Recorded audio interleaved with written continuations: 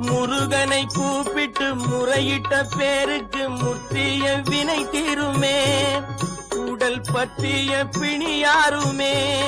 வாழ்க்கை முற்றிலுமே நலம் பெற்று இனி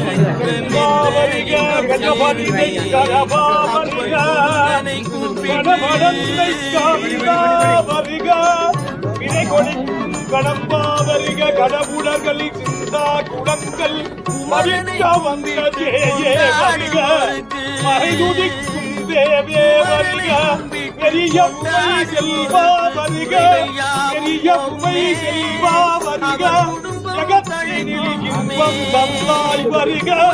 தவம் புரிபோ நமதே வருக வைகாமு தலைவா வருக போராறு சமையா வருக சரவணத்துள்